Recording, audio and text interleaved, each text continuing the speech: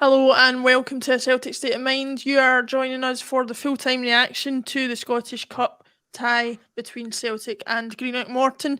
Celtic victorious with a 5-0 victory. A goal in the second half from Aaron Mooy to add to his penalty in the first half, and the other 3 goals, 2 from Furuhashi and 1 from... Oh, see, I knew I would do this and forget who the other goal was from. Who was the other goal from?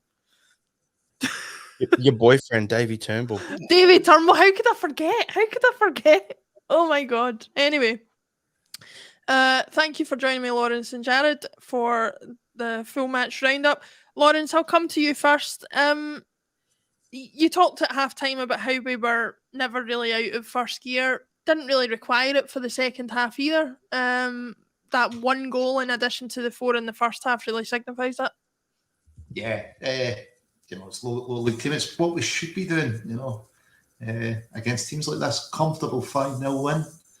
Good to see Iwata get minutes. He looked tidy.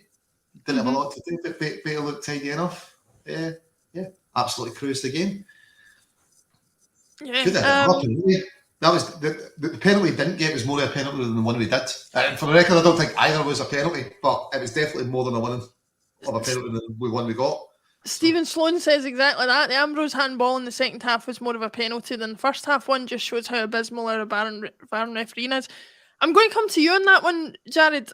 My personal opinion, I don't even know if I completely understand the handball rule as it is currently implemented, but my suggestion would be that you take intent out of it completely and you just say, if it hits your hand or if it hits a part of your body you're not supposed to use to hit the ball and you gain an advantage from it, the other team should get a penalty. So even though Ambrose goes down, the ball hits his rear hand, there's no way he could have done it on purpose. My opinion would be that's still a penalty because he stopped the ball from going across the goal. Is that an unreasonable stance to take? That's your opinion. That's what this is all about. I agree more with Lawrence. To me, I don't think that was a penalty. I don't think either of them were penalties tonight, today for you guys, tonight for us over here in Australia. Don't get that wrong, Jared. Don't get that wrong. But I don't want to see the comments light up again. But yeah, no, I don't think either of them were penalty. To be honest with you, like basic biomechanics on that one is okay. He's falling down. His hands are behind him because he's bracing to fall. The ball rolls and hits his hand. Like it's not like he deliberately did it. He's not in an unnatural position. Like I don't see as a penalty. But at the end of the day, the referee got that one right. Probably more as a, we'll let you guys off because we butchered the first one. That's probably the only thing I can see here. The inconsistency is the standard of refereeing. Yeah, I think that's absolutely true. It's something that really needs sorted out because, Lawrence, is it too much of a stretch or is it too much verging into conspiracy theories to suggest that maybe the referee thought that's more of a penalty than the other one, but I'm going to not give it because I shouldn't have given the one in the first half? Do you think they think that much about it, or is it just based on reactions to individual incidents?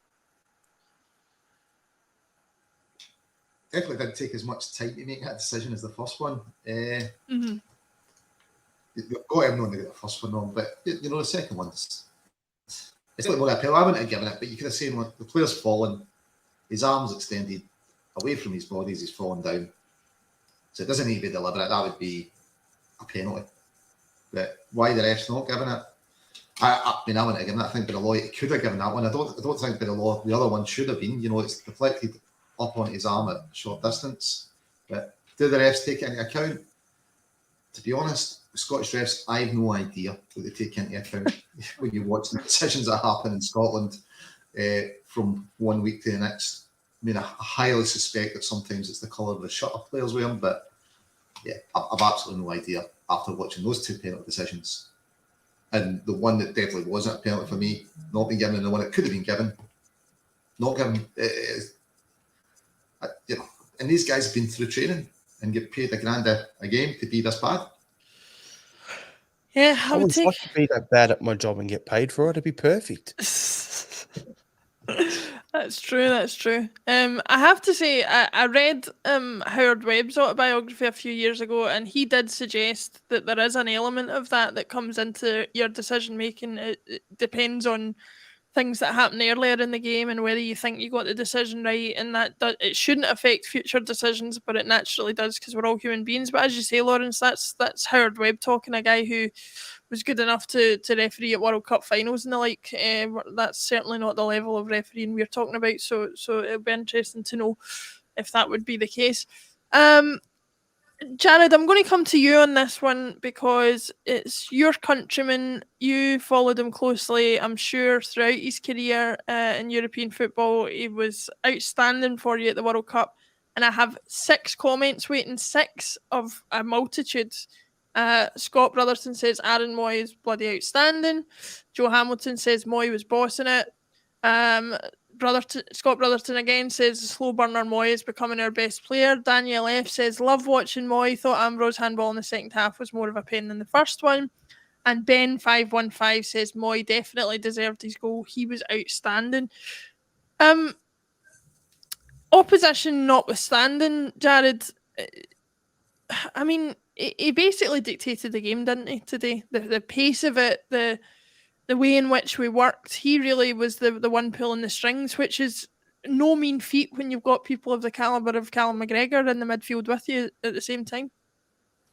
I'll use an old saying. He was the metronome running our whole thing today. Just like everything went through him, and he, as you said, he controlled it. He kept the ball going, recycled it when we needed it, pushed forward when he needed, especially on his goal at the end there. Gets himself in a good support position. But then early on in the half, he was sitting deeper and allowing Iwata to get on the ball and get settled and, figure out what it was all about. So, yeah, he's very intelligent player. I had my doubts on him when we signed him originally, not for the skills of the player, but more for the fact on how was he going to fit into Ange's system. That was what my issue was. He's fit in better than I thought he would have. And, yeah, he's doing really well. Been our best player for the last – he's pretty much been one of our best players since the World Cup. Yeah, I think that's fair to say. The World Cup must have given him a massive confidence boost. How could it not, given the way that he played? Lawrence, did you foresee this with Mooy when he came in? Did you think he was being brought in as a kind of squad player, somebody to fill gaps when he was required? Did you anticipate that he would become such a vital cog in the machine as it seems he's going to become in this second half of the season? So I definitely thought he was being brought in for a squad player, but it was really up to him to show that what he could do. Is he a vital cog? I would say probably only vital cog in our team just now is Callum McGregor. Everybody else, I just built a squad that is anyone really vital? We can swap players in and out. I didn't think he'd have this big of impact, but he got his chance to show other players what you need to do. If you deliver on the pitch, it's down to merit whether or not you keep it in the match day team. So yeah, Mooy's definitely surpassed what I thought he was going to do. I thought it was a low risk signing. It's a £5-6 million player for free. Ange knows him. Yeah, I thought squad player and see what he does. So he's definitely done a lot better than I thought he would do. I think you've definitely hit the nail on the head with that. Is any player really vital? I mean, we've shown we can play without McGregor and Carter Vickers.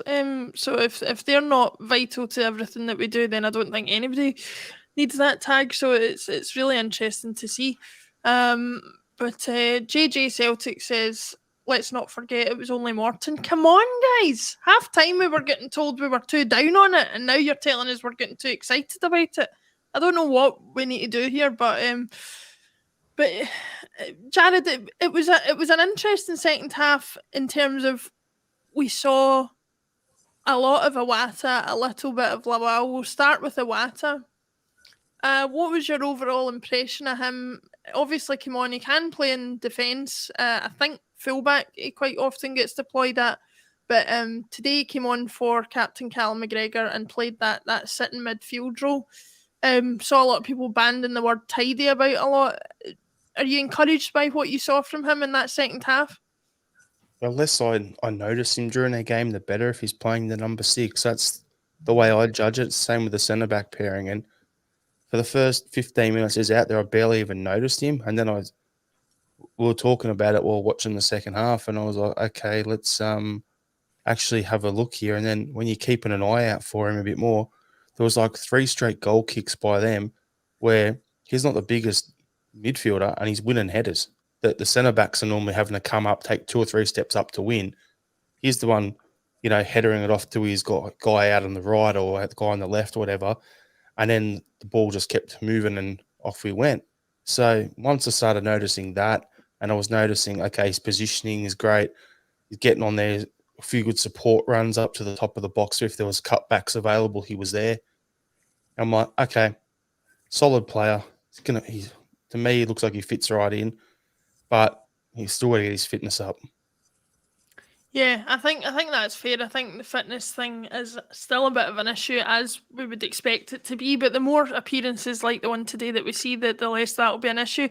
Lawrence, your thoughts on Iwata? We've been crying out for a player to strengthen that part of the squad, particularly when Ideguchi hasn't really worked out, Abildgaard hasn't really worked out. McGregor can't be the only one that we rely on. Are you pleased with the option we've got in Iwata to fill that role? Yeah, it looked good, but as Veer said, it is only Morton. We weren't under a lot of pressure, but he looked tidy. He was often up for passes. He won a few headers. He comes with a great reputation. So, yeah, I'm pleased that he's just absolutely slotted in. He fits Andy's system. But I suppose that's what Ange does, isn't it? He gets players that fits his system. So, should we'd really be surprised that he's just slotted in? Probably not, but yeah, it looks like he's going to be a decent option. But again, it is just Morton. We were cruising the game at the time, so. But looking forward to seeing more of him and against higher level opposition. Yeah, an interesting appearance that I saw, and I know he's had a few injury worries and things like that. That's probably contributed to the lack of appearances he's had, Jared. But Haksabanovic came on in that second half, and there was a bit of shuffling up front. He went to the left-hand side. Maeda went through the middle. James Forrest later on was a straight swap for Abada. So there are options up there. But Haksabanovic, for me, I was very excited by what I saw of him when he first came into the club, and he doesn't seem to have taken it on to the next level. Am I being harsh there, or do you think there's still a vital role for him to play at Celtic? No, I think he's first of all, he's our player, so that's always a positive. Like, we actually signed him outright, not a loan. So yeah, Ange wouldn't have done that if he didn't see there being a position for him long term. Now, is Ange thinking long term? The option is he plays on the left and we move Dazen into the centre forward position like he plays for Japan. Maybe that's the thought. But for me, if that's not what the plan is, then he's behind Maeda and he's behind Jota on the left. So he's third string. And a player of that quality is wasted as a third stringer. So I see him, he's a quality player. And I like his game. I like the directness, the skill he's got. But yeah, it's just a matter of how's he going to fit in when everyone's fit. It's going to be his biggest issue. Yeah, I'm just going to bring up some comments that we've got coming through. So, Stockroom Tim says Iwata looks confident. He was pointing where to put the ball for the lads around him and showing for the ball, which is always encouraging to see. And Wayne Brown says Iwata looked decent. Another few weeks of work will do him good. A bit of a strange one here from Sam Hain Scott. Says, why are we crying out for another 6? Calmac will come back in the team and had literally played the most games in world football in the last few years. I find that a strange take, Lawrence, because touching every bit of wood around me that I can find, I hope nothing happens to Callum McGregor. But as we're seeing with the striker position in the team, you cannot rely on somebody who's been as reliable as McGregor to continue to be that reliable going forward. We have to have that other option, don't we? Yeah, it kind of goes back to what we're talking. We can't have him being vital, having no other option that can just slot in and replace him if he's injured. It doesn't look like he's ever going to lose form, Callum, but it could happen.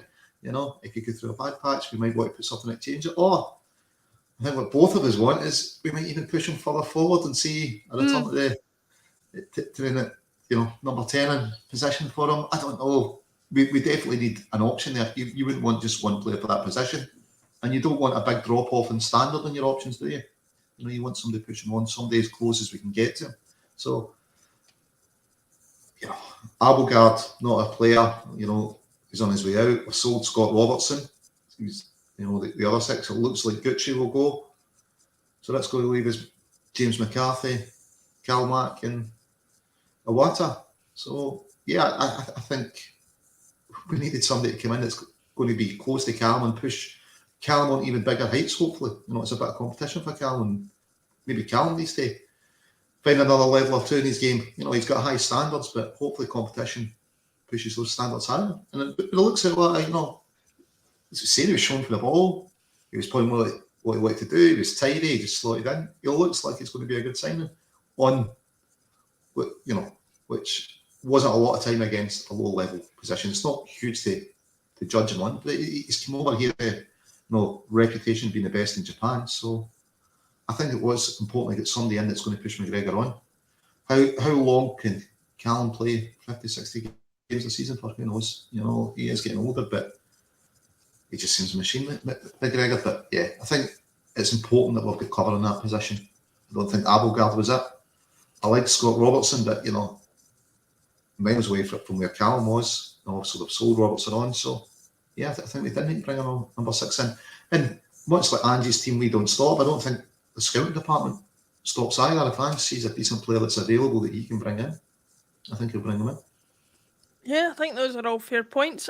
Just to pick up on that you were saying about McGregor and the potential for him to be moved a bit further forward, Jared, Lawrence and I have both said that would be an option that we would like explored further, because I think as much as we were praising David Turnbull for being a goal threat, Callum McGregor could be as much of a goal threat if he was allowed that further forward role. He's been, in some ways, kind of a bit hamstrung by the responsibilities bearing in that defensive midfield role.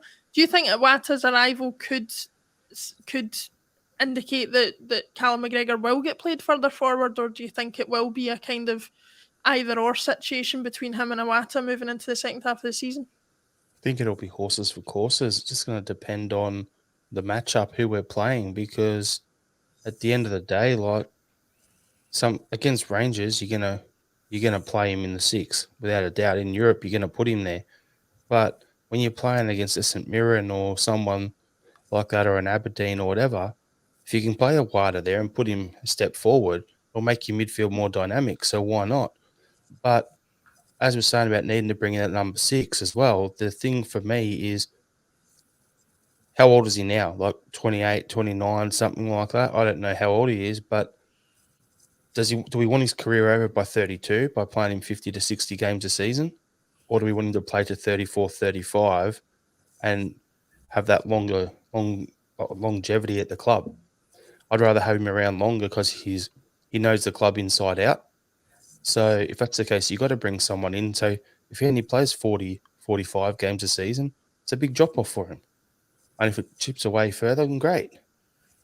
Yeah, I think that's a fair point that you make, because I think that was a major criticism that I had of the way that Scott Brown was used in the last few years at the club. He was certainly relied on a lot more than he should have been for the age he was getting to and the fitness level he was getting to. I prefer to see players of that ilk being used more in the way that James Forrest is being used at the moment, sparingly but effectively when he is brought in. And although Callum McGregor's a couple of years younger, you would like to think that is the way that his career is going to go if he's going to stay at Celtic, rather than him being run into the ground completely and, potentially being retired before his time, as you say. But nothing to indicate that's going to happen at the moment. Don't want to wish our lives away as far as that's concerned, but it'll be interesting to see. Moving on a little bit from the game today, and looking ahead, we've got 3 matches between now and the 5th of February. We've got Dundee United away in the Scottish Premier League. We've got Livingston at home on Wednesday, the 1st of February, again in the Scottish Premiership, and then St Johnstone away from home on the 5th of February, again in the Scottish Premiership. Lawrence, I'll come to you first. How realistic and how necessary is it for you that we do more business, assuming, as we all are at the moment, that both Giakoumakis and Uranovic will not be part of the squad come the end of the transfer window? Uranovic, I think we've already got his replacement in. Giacomakis. Looks like they're going to get one of the Korean boys. I'd like to see another striker come in. I'd like to see Brinto in. I think it's a risk letting Giacomakis go. You know he brings goals. So what happens if Kilby gets injured, goes off form a bit? Where are you turning for your goals? Or you want something different off the bench? Who would you be bringing in at the moment? You know, if Giacomakis goes, would you promote Joey Dawson up? It's a big jump in level for him. Although, you know, last season he was unlucky not to score against St Johnstone, but yeah, we definitely need to bring in another striker, and I'd like to see us bring in two.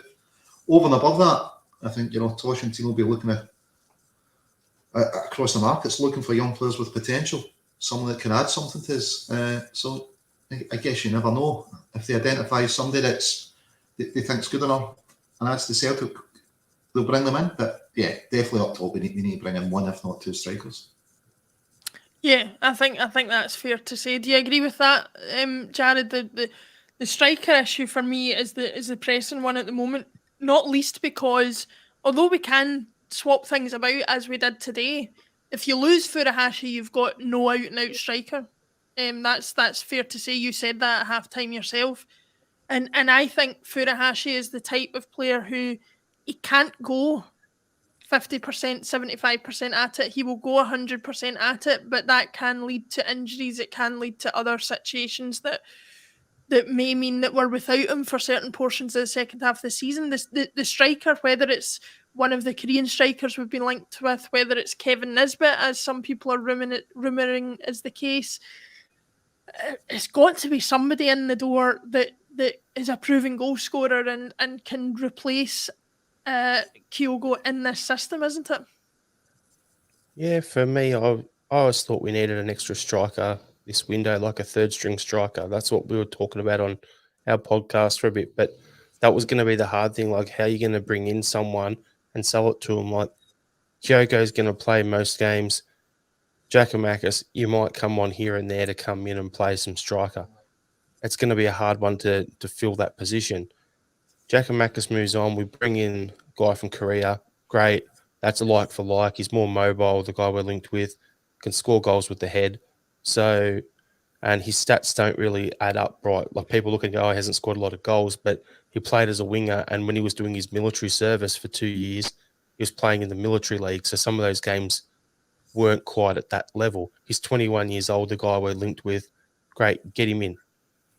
But then, as people are saying in the comments, promote Joey Dawson into that third striker role.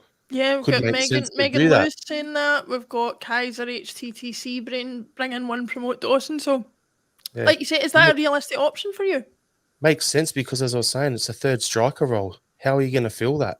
It's a tough one. So if you bring Dawson up and he trains with these guys as your starters and can get to that level for the league, as long as he can do the job in the league, I don't need him for Europe. I need him to be able to do the job if need be. So there's an interesting one in the comments. Nisbet straight swap for a Jetty. I completely forgot we even still had him on the books, even though he's So did I until I saw that comment. So there you go. Maybe he's going to come in and have a flourish of a second spell at Celtic. I doubt it, but who knows? Lawrence, what do you make of that potential option? We saw Megan and Kaiser HTTC talking about it in the comments. Jared's picked up on it. Joey Dawson has been around that Celtic B team scoring goals. We've seen the effect of a good run in the B team for somebody like Boston Lawal getting his chance in the senior team.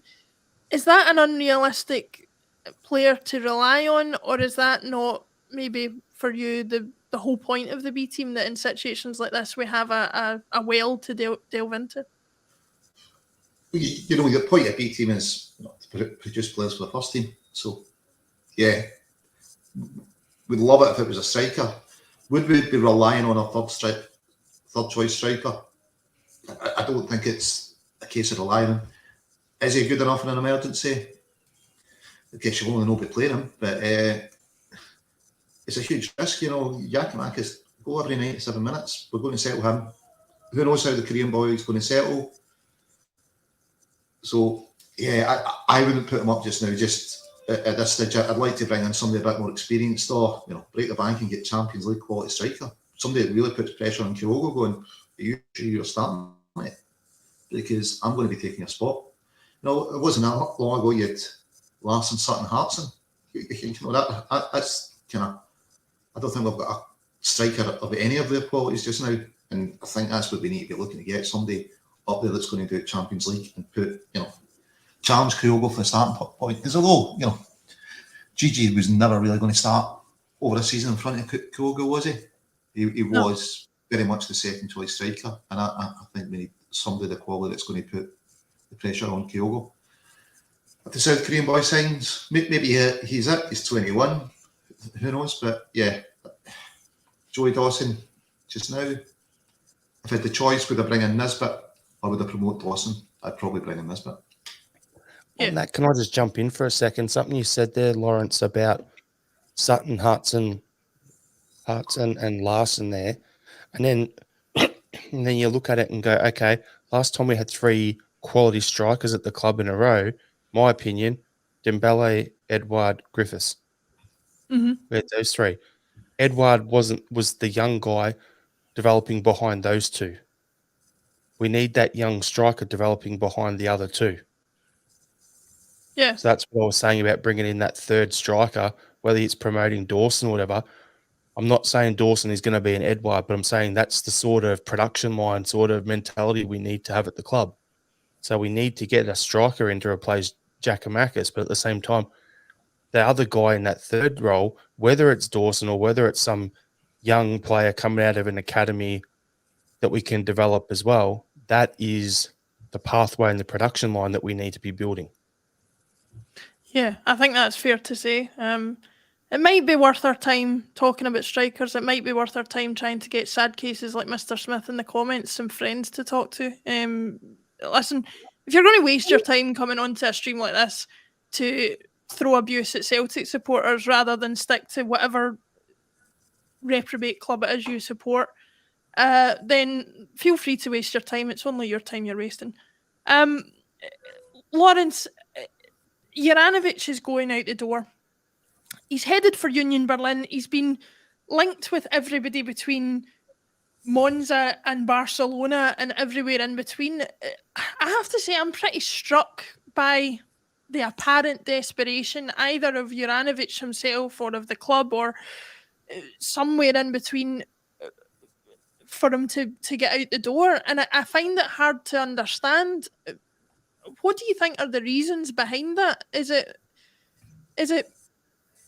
just a case of, as we were talking about during the game, a potential, that he wants a last big move at 28 years old? Is there something deeper rooted at the club that he's wanting to get them away from?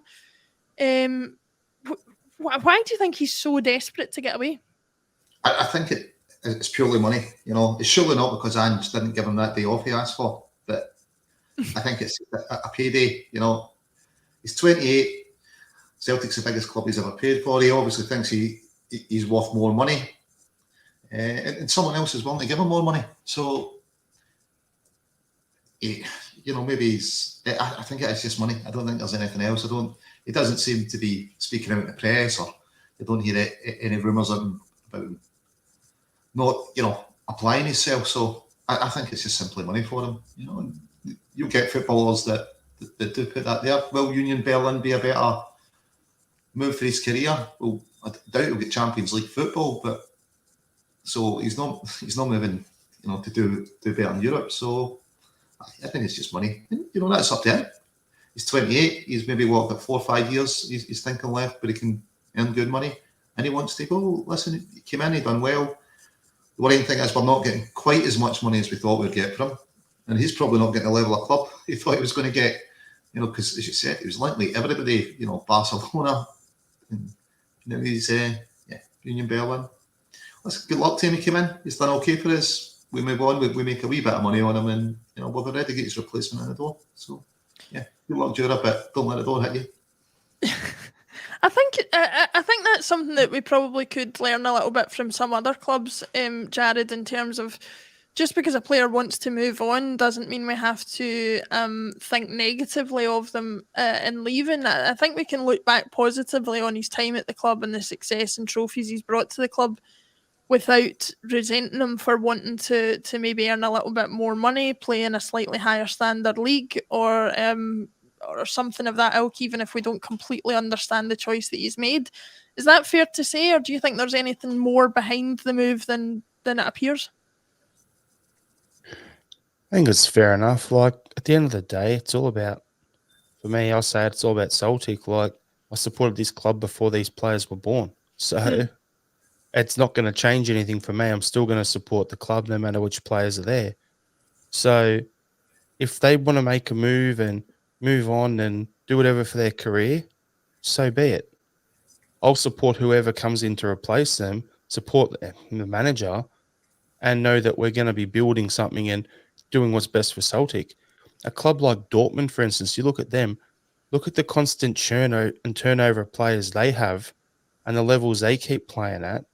I know they've got a deeper budget, blah, blah, blah, all that sort of stuff. I get it. But it's the sort of thing where they have players come in, like Shinji Kagawa, for instance, was sold to Man United. They brought in a replacement. They went to a next level up. The same thing happens with Salzburg. Haaland moves on. They bring in someone else and they're still doing well in Europe. It's like if those clubs can understand it, at the end of the day, it's a player's career and it is a bit of a business. As much as we love the romanticism of football, sometimes once you get to that point where it's like players will move on, but the club is the constant, then you're fine with it. You just deal with it and you get on with it. Yeah. I think that's fair enough. We shall see. We wish him all the best. Hopefully he thrives in whatever new environment he's in, and we move on with the options we have in Ralston and Johnston for the time being, who I have to say I'm not in any way disappointed with to be moving forward. That is the end of our coverage for today. It was Celtic 5, Green at Morton. Now we move on to the next round of the Scottish Cup. Don't forget to join us for the weekly Acsom Bulletin every day, Monday to Friday at 12:30 p.m. on all your usual platforms. Give us a like on this video. Give us a subscribe if you haven't done already. It's completely free of charge. We'll see you during the week for the bulletins and for the match coverage over the next few weeks as the games ramp up towards the end of the season. Lawrence, thank you very much for joining me. Jared, thank you very much for joining me, and we'll see you all again very, very soon.